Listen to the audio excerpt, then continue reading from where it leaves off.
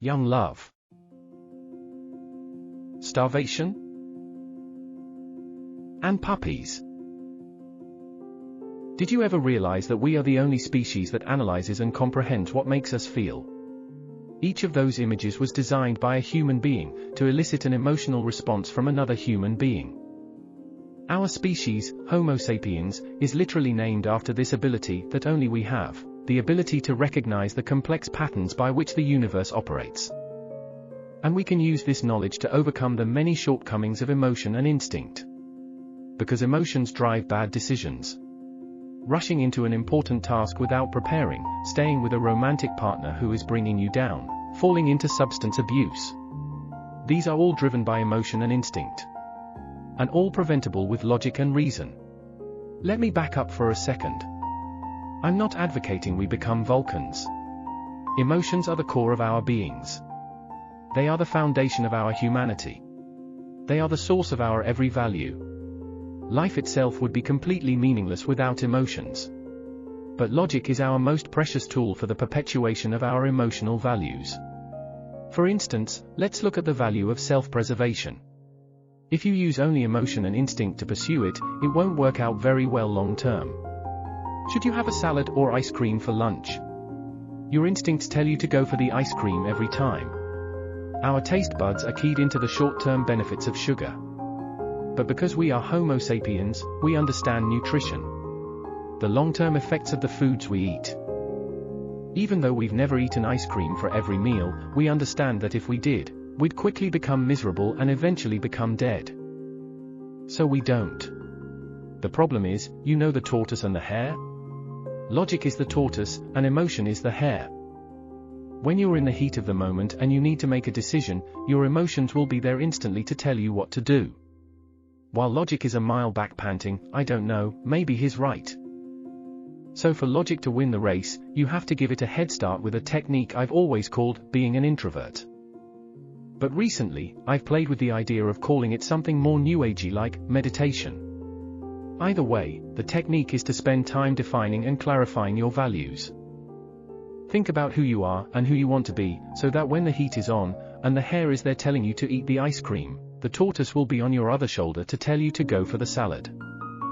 Sit in a room by yourself in the morning and say, I'm going to have salad for lunch. I know I'm going to want ice cream, but it's important that I have the salad instead. There's no good reason to have ice cream, there are a million good reasons to have salad. Then, in the moment of truth, eat the salad. Willpower. Now, ice cream versus salad is a very simplistic example, but there is a lot of nuance in our individual hierarchies of values, which makes it particularly difficult to make some decisions logically. So we end up making some important decisions in the heat of the moment. Like sex. Sex is complicated. That's why it's so much easier to do it or chicken out, then deal with the respective consequences later. But if you're actually going to make the decision, apply logic, there are so many things to think through. Say you've got someone. She, or he, or other, whatever you're into, ticks all the standard boxes. You know, attractive, within a reasonable age range, isn't your cousin, filed written consent for your sexual advances with the proper authorities ahead of time, and so on. First of all, do you believe in sex before marriage? Say that you do. Say that, according to the moral code that you choose to live by, having sex with this person is the right thing to do. How's your state of mind? Are you going into this from an emotionally healthy place? How well do you know her, or him, or other? What if they've been lying to you? What if they're just using you? What if they are coming into it from an emotionally vulnerable place? Are you prepared to handle those possibilities? Let's say you are. Morals, check. Emotions, check. Now for the practical stuff, have you been recently checked for sexually transmitted diseases? What about her or him or other? Is it your intention to have a child with this person? If not, what precautions are you taking? How are you going to handle the 0.3% chance that the sex results in pregnancy anyway? Whether you're pro-life or pro-choice, an unwanted pregnancy is a life-changing experience. I can make you 2 guarantees if you follow this framework. 1, you will be happier and less stressed long-term. And 2, you will have way less sex. So, pros and cons. It's important to use this incredible gift we have, to think things through, to make better decisions for the long term. Don't get lost thinking about tomorrow and forget to live today. But don't get lost living today and forget to think about tomorrow.